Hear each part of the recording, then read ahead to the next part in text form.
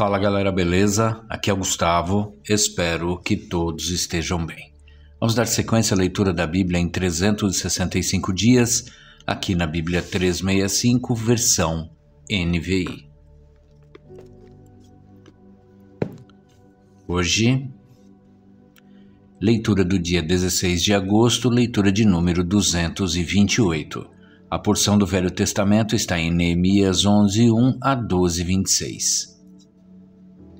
Os líderes do povo passaram a morar em Jerusalém, e o restante do povo fez um sorteio para que, de cada 10 pessoas, uma viesse morar em Jerusalém, a santa cidade.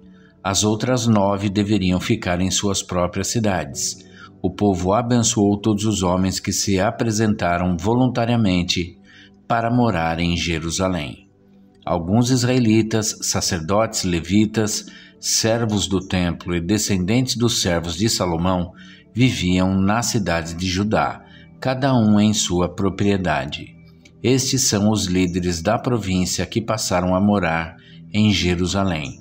Além deles veio gente tanto de Judá quanto de Benjamim viver em Jerusalém. Entre os descendentes de Judá, Ataías, filho de Uzias, neto de Zacarias, bisneto de Amarias. Amarias era filho de Cefatias e neto de Malaleel, descendente de Pérez. Mazéias, filho de Baruque, neto de Colrosé, bisneto de Razaías. Razaías era filho de Adaías, neto de Joiaribe e bisneto de Zacarias, descendente de Selá. Os descendentes de Pérez que viviam em Jerusalém totalizavam 468 homens de destaque. Entre os descendentes de Benjamim, Salu, filho de Mesulão, neto de Joed, bisneto de Pedaías. Pedaías era filho de Colaías, neto de Maacéias, bisneto de Itiel, tetraneto de Jesaías. Os seguidores de Salu, Gabai e Salai, totalizavam 928 homens. Joel, filho de Zicre, era o oficial superior entre eles, e Judá, filho de Rassenua, era responsável pelo segundo distrito da cidade. Entre os sacerdotes, Gedaías, filho de Joiaribe, Jaquim, Seraías, filho de Uquias, neto de Mesulão, bisneto de Zadoque. Zadoque era filho de Meraiote, neto de Aitube, supervisor da casa de Deus, e seus colegas que faziam o trabalho do templo. Totalizavam 822 homens. Adaías, filho de Jeroão, neto de Pelaías, bisneto de Anzi. Anzi era filho de Zacarias, neto de Passur, bisneto de Malquias, e seus colegas, que eram chefes de famílias, totalizavam 242 homens. Amassai, filho de Azareel, neto de Azai, bisneto de Mesilemote, tetraneto de Imer, e os seus colegas, que eram homens de destaque, totalizavam 128. O oficial superior deles era Zabdiel, filho de Gedolim. Entre os levitas, Semaías, filho de Hassub, neto de Azricão, bisneto de Razabias, tetraneto de Buni. Sabetai e Josabade, 2 dos líderes dos levitas, encarregados do trabalho externo no templo de Deus.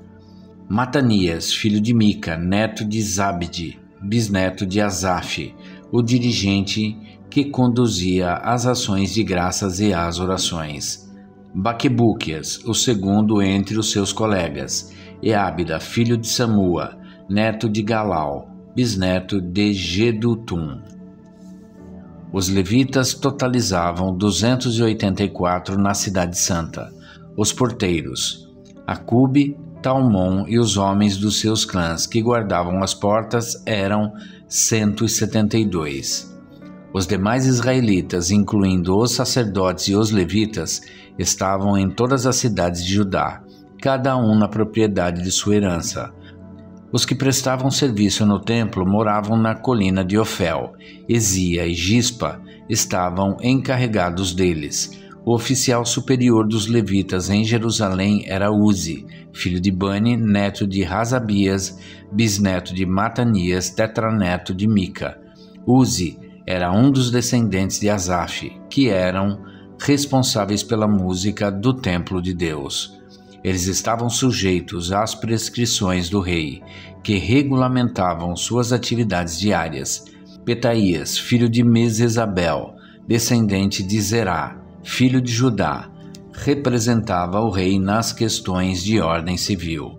Alguns do povo de Judá foram morar em Quiriate Arba e seus povoados, em Dibon e seus povoados, em Jecabzeel e seus povoados, em Jesua, em Moladá, em Bet-Pelete, em Hazar-Sual, em Berseba e seus povoados, em Ziklag, em Meconá e seus povoados, em Enrimon, em Zorá, em Jarmute, em Zanoa, em Adulão e seus povoados, em Laques e seus arredores, em Azeca e seus povoados.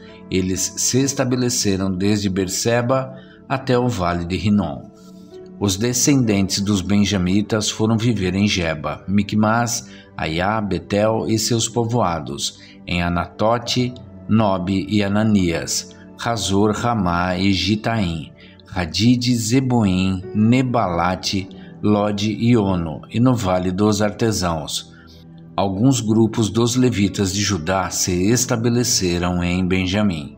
Estes foram os sacerdotes e os levitas que voltaram com Zorobabel, filho de Sealtiel, e com Jesua. Seraías, Jeremias, Esdras, Amarias, Maluque, Ratus, Secanias, Reum, Meremote, Ido, Gineton, Abias, Miamim, Maadias, Bilga, Semaías, Joiaribe, Gedaías, Salu, Amoque, Hilquias e Gedaías. Esses foram os chefes dos sacerdotes e seus colegas nos dias de Jesua. Os levitas foram Jesua, Binui, Cadmiel, Serebias, Judá e também Matanias, o qual, com seus colegas, estava encarregado dos cânticos de ações de graças. Baquebuquias e Uni, seus colegas, ficavam em frente deles para responder-lhes.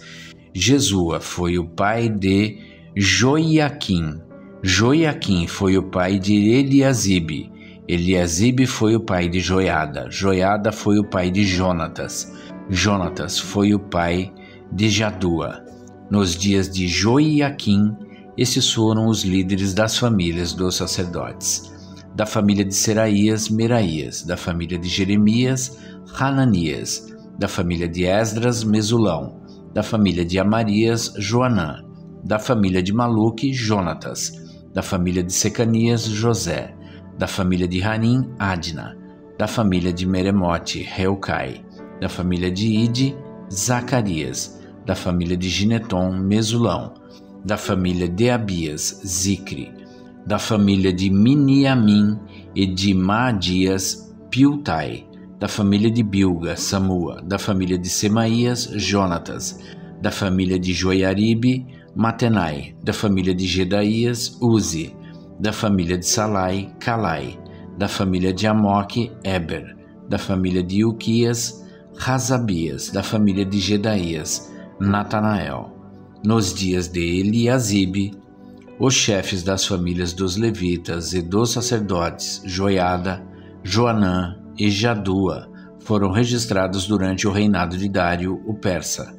Os chefes das famílias dos descendentes de Levi, até a época de Joanã, filho de Eliasibe, foram registrados no livro das crônicas. Os líderes dos levitas foram Razabias, Serebias, Jesua, filho de Cadmiel e seus colegas, que ficavam em frente deles quando entoavam louvores e ações de graças. Um grupo respondia ao outro, conforme prescrito por Davi, homem de Deus. Matanias, Baquebuquias, Obadias, Mesulão, Talmon e Acube eram porteiros. Vigiavam os depósitos localizados junto às portas. Eles serviram nos dias de Joiaquim, filho de Jesua, neto de Josadaque, e nos dias do governador Neemias, e de Esdras, sacerdote e escriba. Agora a porção do Novo Testamento em 1 Coríntios 10, 14 e 33. Por isso, meus amados irmãos, fujam da idolatria. Estou falando a pessoas sensatas.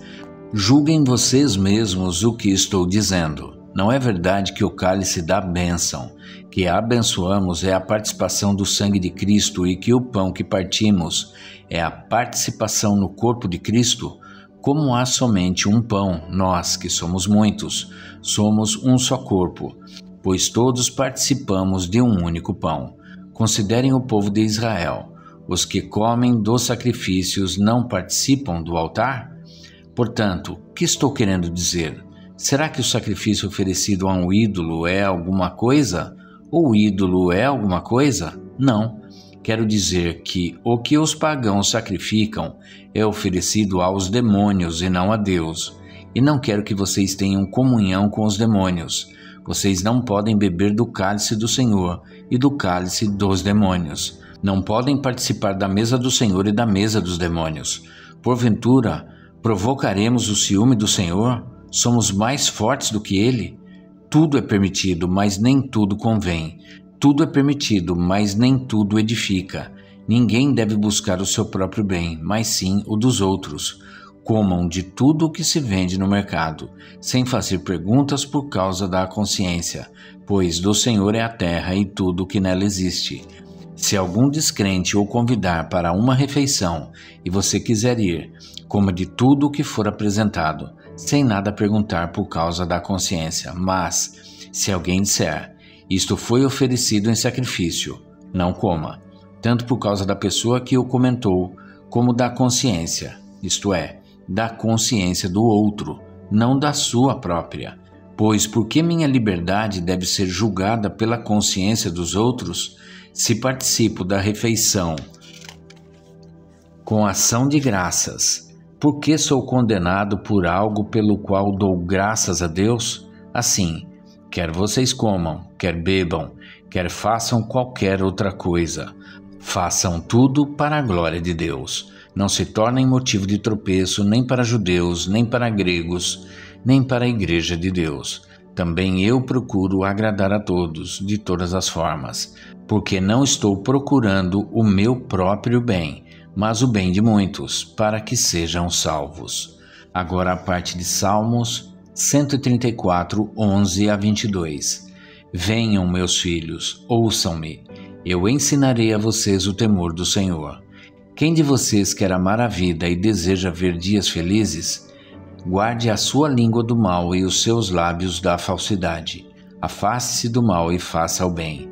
Busque a paz com perseverança. Os olhos do Senhor voltam-se para os justos, e os seus ouvidos estão atentos ao seu grito de socorro.